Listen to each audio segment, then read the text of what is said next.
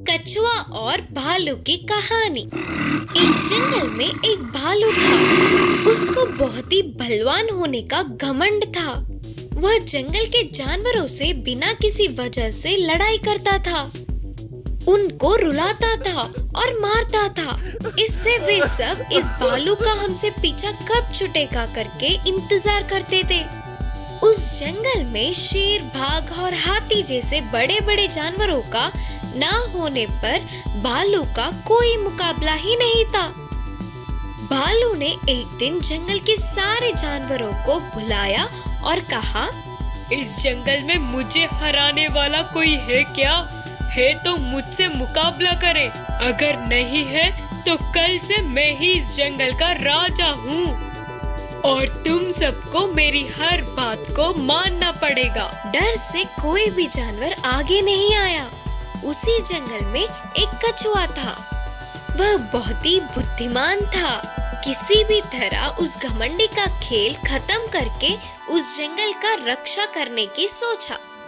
वह तुरंत भालू के सामने आकर बोला, मैं एक पैर पे रस्सी बांधकर इस तालाब में खो दूंगा। अगर तुम में इतना ही बल है तो मुझे बाहर खींच सकोगे तो खींच लो। पानी में मुझे कोई हरा नहीं पाएगा। करके कछुए के बोलने पर भालू हंस हंस कर बोला, हा। क्या मैं तुम्हें बाहर नहीं खींच सकता क्या? जोर की एक कीच कीछा तो बस उछलकर तालाब से बाहर आ गिरोगे। ठीक है, फिर मैं पानी में बहुत गहराई तक चली जाऊंगा। तुमसे हो सकता है तो खींच लो मुझे, देखते हैं। बोलते हुए एक पैर पर रस्सी बांधकर झट से पानी में डूब गया और कछुआ तेजी से पानी के अंदर गया और एक बड़ी सी पत्थर को रस्सी से बांधकर बाजू में ही चुपचाप खड़ा रहा। भालू को ये सब पता नहीं था ना, इससे उसने रस्सी खींचना शुरू किया। इतना खींचने पर भी रस्सी थोड़ी सी भी बाहर नहीं आई। अब मुझसे नहीं होगा, बोलते हुए अपना सिर झुका लिया। वह कछुए ने फिर से रस्सी को अपने पैरों में बांध लिया और कुछ भी नहीं जानने की नाटक करते हुए ऊपर आकर बोला, अरे रे, तेरा बल इतना ही था क्या? इतने दिन तुम्हें हम सब ने भी सोचा था। यह देख के सारे जानवर उस पे हंसने लगे और भालू शर्म से सर झुकाकर जंगल छोड़ के चला गया। तब जंगल के सारे जानवर खुशी से उछल पड़े। एक जंगल में दो बंदर रहते थे। उन दोनों बंदरों में एक लंगड़ी थी तो दूसरी अच्छी बंदर। ये दोनों रोज दोस्तों की तरह एक ही जगह रहते थे, पर अच्छी बंदर को थोड़ा घमंड ज्यादा था। लंगड़ी बंदर को हमेशा चिढ़ाती रहती थी। एक दिन अच्छी बंदर पेड़ पे चढ़ के फल तोड़ के लंगड़ी बंदर के सामने बैठ के खा रही थी। तब भूखी लंगड़ी बंदर ने पूछा, अच्छी बंदर, मुझे भी थोड़ा फल दो ना, भूख लगी है। हैं? तुम्हें और फल? मैं मेहनत करके पेड़ पे चढ़कर तोड़ लाई, तुम्हारा लंगड़े पैर से चढ़कर तुम ही ले लो। मेरा पैर टूट गया ना, पेड़ चढ़ने नहीं आता। इसीलिए तो तुम्हें लंगड़ी बंदर बुलाते हैं। लंगड़ी बंदर तुम्हें फल चाहिए ना, फल वल नहीं, कुछ नहीं मिलेगा, जाओ यहाँ से।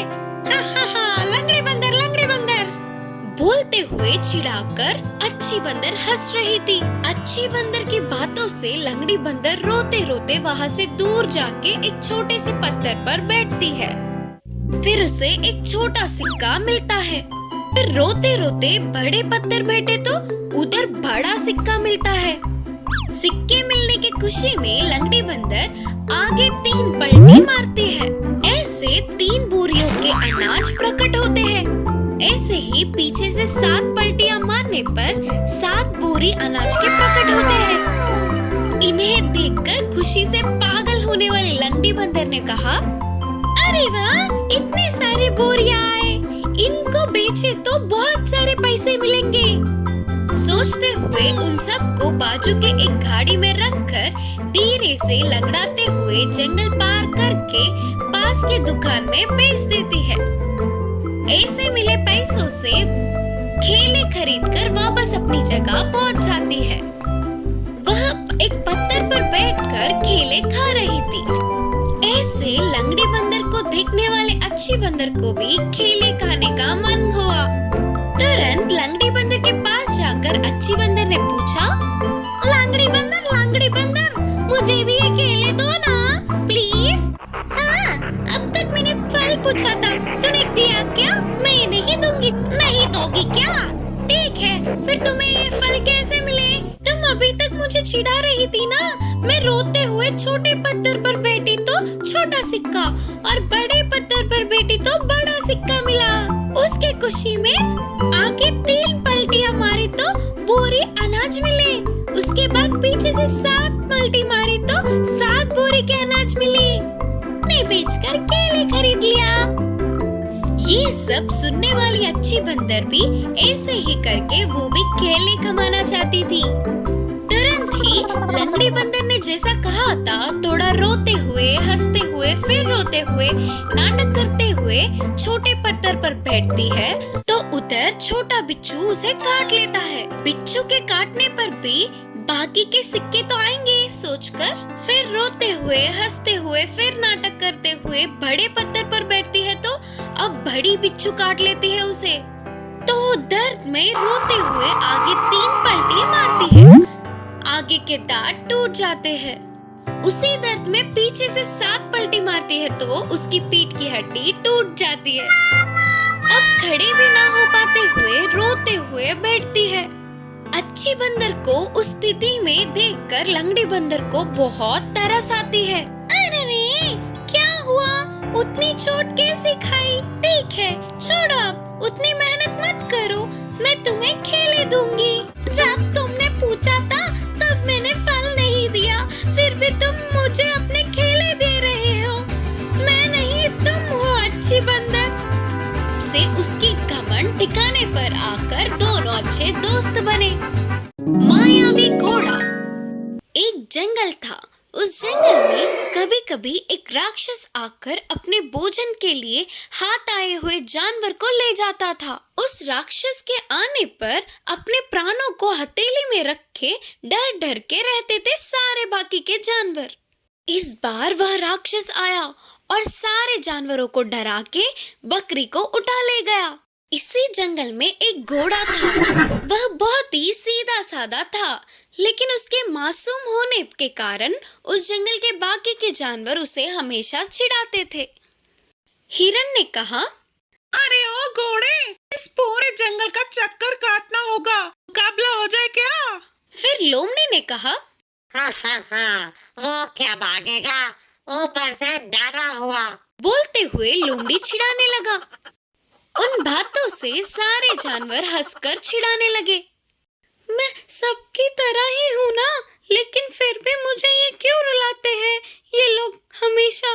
मैं इनके साथ नहीं रहूंगा, कहीं दूर दूसरी जगह चला जाऊंगा। सोचते हुए उदास होकर उधर से चला गया घोड़ा।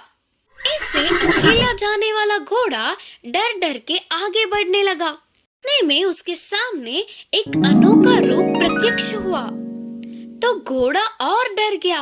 उस अनोखा रूप ने कहा, नहीं दोस्त, मैं तुम्हारी मदद करने आया हूँ। लगता है तुम किस परेशानी में हो। तुम्हारी परेशानी बताओ, मैं दूर करूँगा। ऐसे उसके इतने अच्छे से बात करने पर घोड़े को बहुत हिम्मत मिली और उसने अपनी सारी परेशानियों को बताया। फिर उस अनोखे रूप ने कहा, तुम्हें देखकर मुझे बहुत दया आ रही है। ठीक है, कोई बात नहीं, मैं तुम्हें मायावी घोड़ा में बदल दूंगा। उससे तुम तेजी से भाग सकोगे, किसी से भी जीत सकते हो। बोलकर उसे मायावी घोड़े में बदल दिया। वह बहुत शक्तिशाली बनने पर घोड़ा बहुत खुश हुआ और तेजी से भागते हुए अपने लोगों के पास आया। क्यों रे, फिर वापस आ गया? मुकाबले करने के लिए तैयार हो क्या? इसके कारनामों को देख लगता है कि ये किसी ना किसी दिन मरेगा ही। उनके साथ ही बाकी के सारे जानवर भी घोड़े को चिढ़ाते हुए हंसने लगे। फिर भी उन सब के बातों को अनसुना करते हुए घोड़ा बस चुपचाप घास खाने लगा। फिर थोड़ी देर बाद बड़े बड़े आवाजें करते हुए राक्षस वहां आया तो सारे जानवर डर के भागने लगे। राक्षस लोमड़ी को उठाकर ले गया। इस बार राक्षस के पीछे ही घोड़ा तेजी से भागने लगा। फिर राक्षस के साथ युद्ध के मैदान में उतरा। आखिर में मायावी घोड़े के हाथों राक्षस मर गया। लोमड़ी को लेकर घोड़ा अपने लोगों के पास आई। इसे उतने बलशाली राक्षस को घोड़े ने किस तरह हराया करके लोमड़ी अपने बाकी के सभी जानवरों से बोली। सारे जानवर चौंक गए। फिर घोड़े ने कहा, हमारे बल जानने के लिए हम आपस में मुकाबला करना नहीं, बल्कि हमारे दुश्मन से जीतना काफी है। तब सारे जानवरों ने घोड़े को छिड़ाने के लिए क्षमा मांगा। उस राक्षस से पीछा छूटने पर सारे जानवर खुशी से घोड़े को अपना नेता बनाया। बुद्धिमान विकास। एक गांव में अनुषा और विजय नाम के दोनों पति पत्नी थे। वे दोनों ने अच्छे से पढ़ा। उनके विकास और निकास नाम के दोनों बेटे थे। विकास 8 साल का था तो निकास 3 साल का था। उन दोनों में विकास बुद्धिमान था। वह अपनी माँ की हर बात को अच्छे से सुनकर उसका गहरा विचार करके सवाल पूछता हुआ अपने डाउट्स को क्लियर करता था। ऐसे विकास जितना बुद्धिमान था उतना ही शैतान भी था। अपने छोटे भाई निकास को हमेशा रुलाता था। एक दिन विकास स्कूल से वापस आकर बोला, माँ, मुझे पैसे दो ना, मैं कुछ खरीदूंगा। तब उसकी माँ ने विकास को 10 रुपए देकर कहा, ये लो 10 रुपए, छोटू और तू शॉप जाके कुछ खरीद लो। फिर दोनों भाई शॉप जाते हैं। आंटी, मेरे छोटे भाई के लिए एक चिक्की और मेरे लिए एक बिस्किट पैकेट दो। तब शॉप आंटी ने विकास के मांगी हुई सारी चीजें देखकर हाथ में 4 रुपए दिए। अरे, और 4 रुपए बच गए, मैं इनसे और क्या खरीदूं? आंटी, इन 4 रुपयों से 2 मिठाई दे दो करके बोलकर उन्हें लेकर बाहर आके, छोटू, तू ना चिक्की खा। ठीक है भैया, बोलकर निकास उस चिक्की को धीमे धीमे चाटते हुए थोड़ा थोड़ा चबाकर खा रहा था। ये सब उनकी माँ घर से देख रही थी। ऐसे निकास की चिक्की कितनी देर खाने पर भी खत्म ही नहीं होती। इतने में विकास बिस्किट पैकेट के सारे बिस्किट्स खा लेता और मिठाई भी एक खाकर बस दूसरा खाने ही वाला था। ये क्या विकास, अपने छोटे भाई को 1 रुपया दिलाकर तूने सारे रुपए खरीद लिए? ये गलत बात है ना? माँ, छोटू को ब्लड नहीं है करके डॉक्टर ने कहा था ना, और चिक्की खाने से तो ब्लड आता है, इसीलिए छोटू को मैंने चिक्की दिलाया। बोलकर विकास ने अपनी बुद्धि से जवाब दिया। विकास के इस जवाब से उसकी माँ को पहले गुस्सा आने पर भी मन में विकास को पाठ पढ़ाना ही होगा करके निर्णय किया। एक दिन अनुषा गुड़ की मिठाई बना रही थी। तब उस स्वादिष्ट खुशबू को पहचानने वाले विकास और निकास, माँ मुझे दो, मुझे दो, माँ मुझे दो मिठाई, माँ मुझे दो मिठाई। रुको रुको, गरम है, हॉल में जाकर बैठो, मैं प्लेट में डालकर लाती हूँ। चलो रे छोटू, हम जाकर बैठते हैं, माँ ले आएंगी ना हमारे लिए करके बोलकर अपने छोटे भाई को लेकर हॉल में बैठे इंतजार कर रहे थे। थोड़ी देर बाद उनकी माँ दोनों प्लेटों में मिठाइयाँ रखकर लाई तो विकास अपने आप को रोक न पाते हुए विकास अपने प्लेट को लेकर देखा तो उसके प्लेट में बस एक ही मिठाई थी।